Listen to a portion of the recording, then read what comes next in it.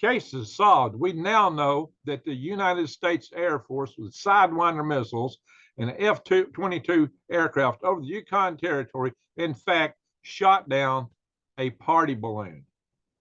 Not only was it a party balloon, I'm going to show a picture of one just like it. Not only was it a party balloon, but the people that owned this balloon, yeah, it was private citizen group, were actually conducting some private citizen science to investigate winds and actually global warming. So Biden and Justin Trudeau actually shot down global warming research. I kid you not. I know who this balloon belonged to. Yes.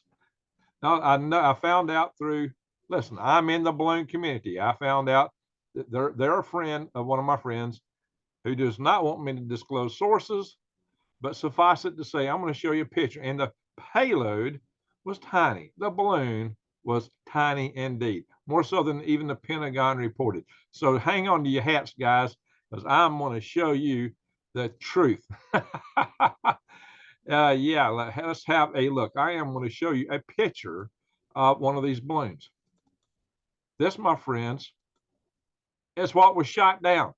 I kid you not. Yeah, it looks like a little satellite, a solar array, a little electronics board, and a party balloon, a metallized party balloon. Seriously, guys, this is what was shot down with a Sidewinder missile. Now, this little thing where the other day I said, well, they probably used a Sidewinder because they didn't want to take any debris. Guys, birds are bigger than this. Birds are more debris than this. As a matter of fact, the payload itself weighed a whopping 8 grams. To put it in perspective, a little bitty old ounce is 28 grams. So this is like 0.28 of an ounce. It's not even a third of an ounce. No, not a third of an ounce for this so-called payload. That's how this particular balloon had already circled the Earth something like 6 times. And in fact, it's probably true that some of these 10 U.S. spy satellite balloons that China was sighting over flying their territories, in fact, these guys. And furthermore, this is not a threat to the aviation. And furthermore, this size balloon is approved by the FAA. And in fact, you are allowed to fly up to 6 pounds underneath a balloon per FAA regulation like this without having to file a waiver. Now, you file notice to airmen when you launch a payload like that. But in fact, a lot of the balloon guys used to would put multiple 6-pound packages on a long string. As long as they weren't all together, it was deemed okay, as long as you didn't overdo it. Maybe 3, maybe 4, but they would be string long ways apart, maybe 50 foot or so, maybe at least 25 foot on a long, long tether. That would be part of the flight train of the balloon itself, hanging down, kind of like this, just several packages. And I've been involved I've actually helped launch a balloon like this. We can call it a picosat. I know people that do this kind of thing. And what they like to do is they like to track them to get the, it's kind of a fun thing to launch a balloon that can actually travel around the world. This is a capability that enables you to do that. It can be done. There are people doing this. And I have a friend who actually sells these little picosat things, and they track this on the internet, but it's really good for wind research, winds at different altitudes and things like that. So all this thing does is it picks up a GPS satellite signal like your phone, and it transmits it to ground in the areas and get picked up by radio receivers on the ground, maybe cell, but it's really radio receivers. So that's how this thing is done. It's nothing sophisticated at all. It's got no spy capabilities. It has no camera. This is not anything of worth, anything on the intel front. It's not a hazard to aviation. There's much bigger birds and other things floating around and get sucked in by jet engines and so forth. So this, and if it falls on you, it's not going to be a problem. Whereas if a AIM-9 Sidewinder missile falls on your head, it weighs, what, 400 pounds or something like that. I have to go back and look at the spec. Oh, well, it costs $400,000 for one of those missiles. This itty bitty balloon, well, what cost is this part right here? Altogether, this mainly is $200. I kid you not. So we're using almost $400,000 missiles to shoot down $200 party balloons. Wow. Well, okay, I'm not here to dissuade the military. They may have a plausible, actually good reason for this. Yeah, maybe. And it's been first suggested. I give credit where it's due. Canadian Prepper offered this one. He said that he believed because we're so close, we're on the cusp of World War III, that the military needs a guise for getting the higher readiness level, not to mention the training. So under this guise of chasing around these spy balloons, they're able to get to that higher readiness level that they need due to what's coming on without alerting and panicking the public. Okay, now they kind of swiped at the military for using a $400,000 missile to shoot down a $200 party balloon. I just gave them a get out of jail free card, a possible plausible excuse. Well, okay, Canadian Prepper gave them that. I will give credit where credit is due. But now, having said that, there are those that have other more nefarious explanations of various and sundry sorts. There's probably a zillion different ideas. It's this, it's that, it's the other, well, whatever. One thing that seems to resonate with a lot of people is the idea that maybe they're overcompensating for having allowed a much bigger, more serious balloon to cross this country. Because indeed, the one that got shot down off Myrtle Beach, South Carolina on the 4th of February, the first of 4 shot down, it was big. It could carry over a ton, over 2,000 pounds, 2,200 something on that order, pounds of payload. But you could absolutely put EMP devices on a balloon of that size and control them and cause all kind of manner havoc and intel gathering. Now, this did not have an EMP device on it, but it flew over a lot of sensitive military bases that had apparently the right kind of electronics to eavesdrop. It could have swooped up a lot of powerful, important intel from our most sensitive military bases. So there are those balloons to be serious about, and there's those not to.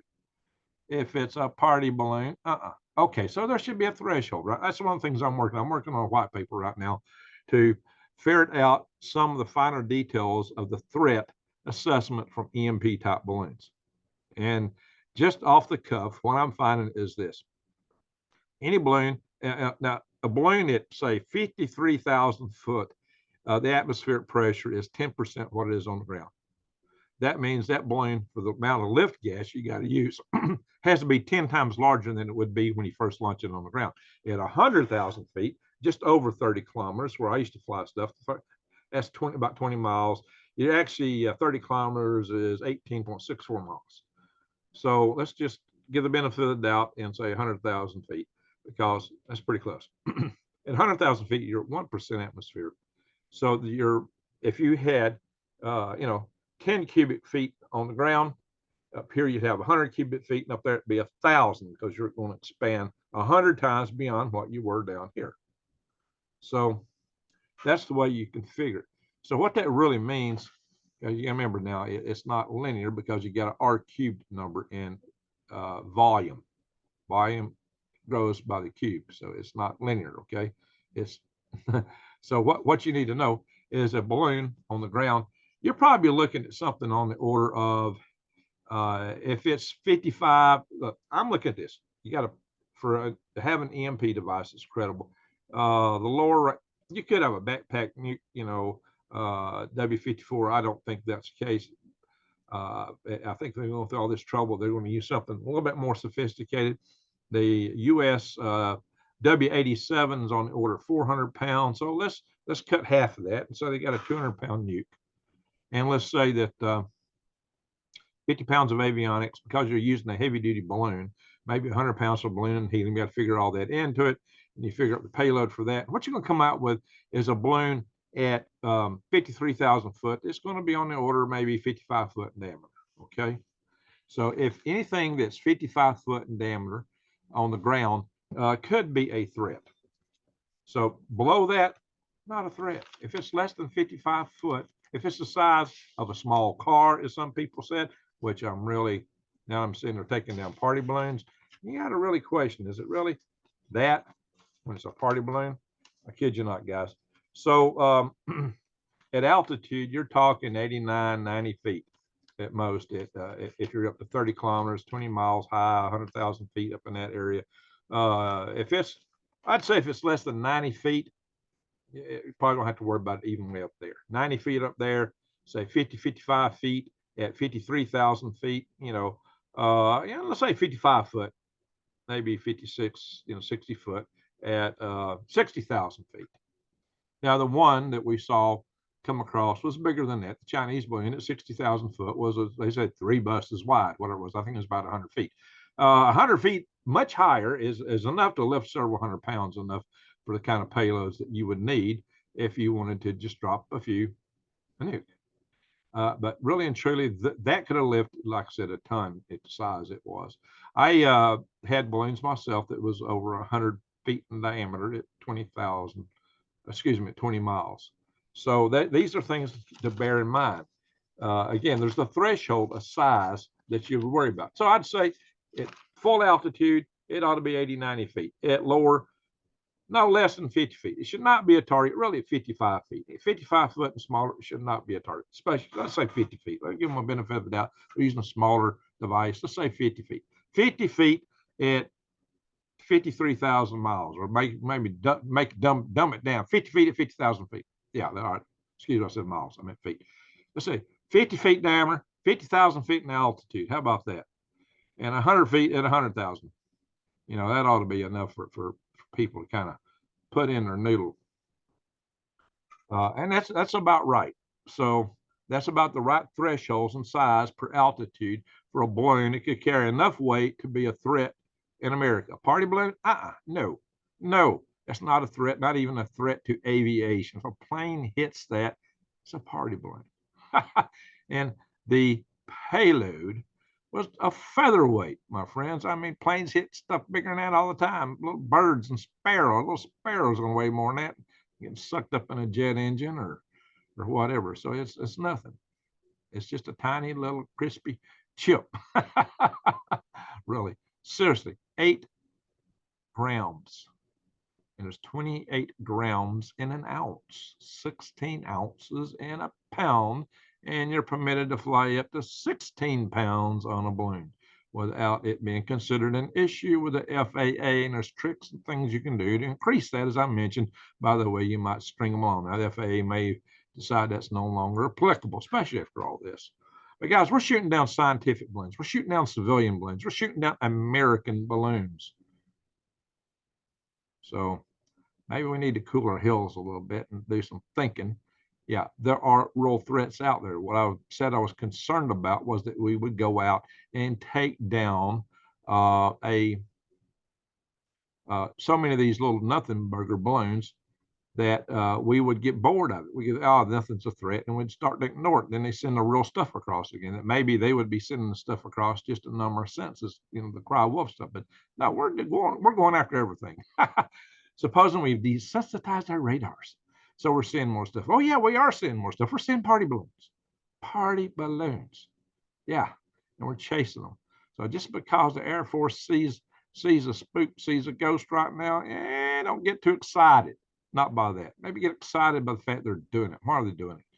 And if you're in the balloon research, you might have some issues right now. So we need some conversations about this. They need to be resolute to really watch out. And there's some things they need to watch out a little bit more for balloons that might be launching offshore. I'm going to address that. That's something they need to be watching like a hawk for. But party balloons? Give me a break. Maybe they just need the training. But if you need the training, send your own stuff up. Quit shooting down the boys who are trying to do some science, guys. Come on. Oh, well. Yeah, well, the FBI is supposedly already talked to these guys, but it's got the community kind of spooked. They don't want to talk because they're all afraid right now. So it'll die down. That's why I'm going to claim journalistic privilege and not name my source. I'm not going to show the website and all that. But yeah, we know who it is. We know it's somebody. It's an American. It belongs to an American group. There are individuals that do these kind of balloons, and it's a routine thing. It's nothing to it. It's nothing burger, okay, guys? Nothing burger on that kind of balloon. But balloons themselves can be a very serious threat. You could absolutely wipe out the United States with balloons. but not these party balloons. No. That is what you need to know, not the party balloons. For Pete's sake, come on, guys. If you need training that bad, hey, I once made a proposal for targets, balloons, with targets dangled underneath them for the Air Force to shoot at Holloman Air Force Base with their airborne laser program. So if you need something to shoot at, talk to me. But please leave the science guys alone. Just leave my kids alone. Anyway, guys. All right. With that, I'm going to show you a couple of articles just to poke more fun at. The Commie News Network came out with a little piece on this, and they almost admitted it. They almost admitted it here, but they didn't go the full length to really tell you what I know. And the unidentified object shot down in Canadian airspace appeared to be a small metallic balloon with a tethered payload below it. Well, I didn't tell you just how tiny that tethered payload is. I can tell you it was 8 grams. I'll tell you exactly what the way that payload was, how inconsequential it was. So it really begs the question, all these other balloons shot down. Lake Huron, the octagonal thing, they are designer party balloons that are sold for parties that have various shapes. It could have been one of those, a designer party balloon, escaped from a party. It could have been a Japanese candle lantern. I mean, come on, think about it. The octagonal kind of basket. What was it? Could have been something that simple. A Japanese candle lantern balloon. I swear it might have been one of those. And they said, was it cylindrical shape to the one taken down over Alaska? Well, maybe, but like I said, some balloons can be built that way. But they're going to fly it like this, not like this. Okay. All right, we'll stop. Let's see. We got anything else I want to show you here? Oh, yeah, Sidewinder. Sidewinder missiles, like I said. What we got here? We got just the plain Block 2, $381,069.74. I wonder if that's really true with today's inflation. Well, it's amazing they got it down to the penny. Block 2 plus, is that's what they were shooting at? I don't know. It's several thousand more dollars, guys. This thing is $18,400, almost $400 something more for a Block 2. Wow, that's a little chunk of change. 18,000. That would be.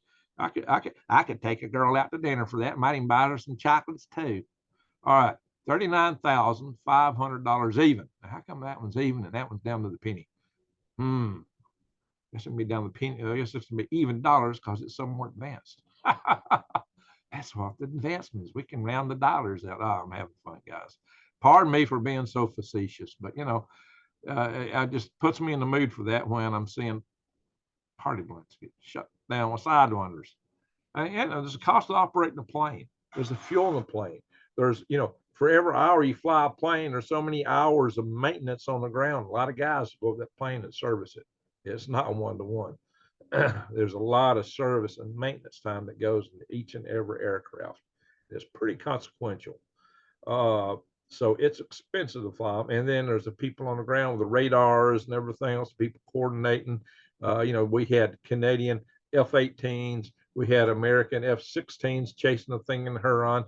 We had Canadians and Americans in Yukon. Yeah, quite an adventure.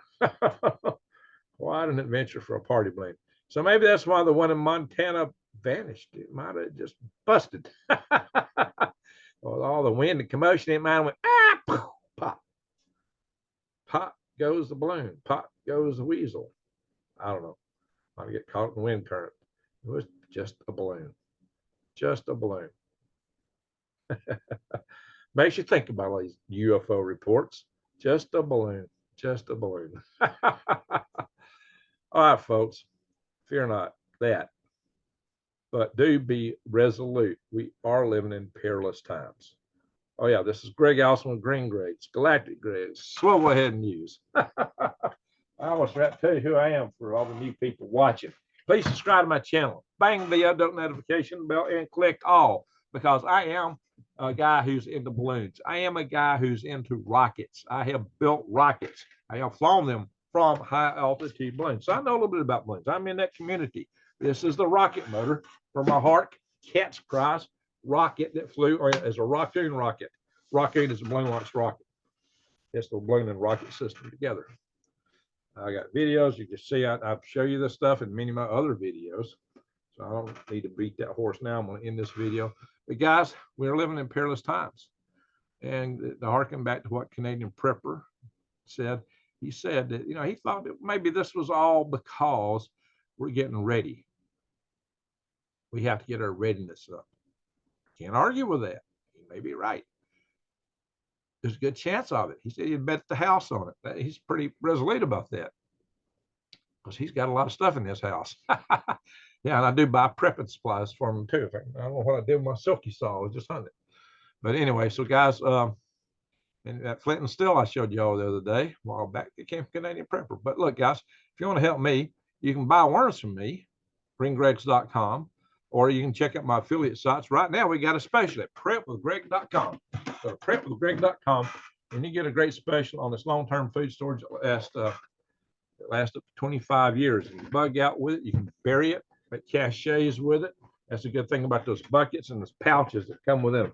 It's especially good for the lightweightness and the ability to bury it easily, carry it easily. It's a great bug out deal there. So we'll have to talk about bugging out more in the future. A lot of stuff to pay attention to with that. My friends, keep your eyes wide open and head on a swivel. Stuff's coming at us. But, you know, this whole thing, I started to use a different thumbnail than complete. I was going to say, yeah, it's really fishy here. And it really is. This is fishy stuff. But he may have a good excuse for it. So who knows? I'll probably still find a reason to use that other thumbnail picture I made for this. Might see something fishy coming at you soon. But anyway, friends, be careful and stay prepared more than anything. If you're not prepared, time is now to give it some serious consideration. Be sure to hug your loved ones every chance you get. You never know what the last time is, and that should always be the case no matter what. With that, I'm going to say thank you for watching, and Greg out.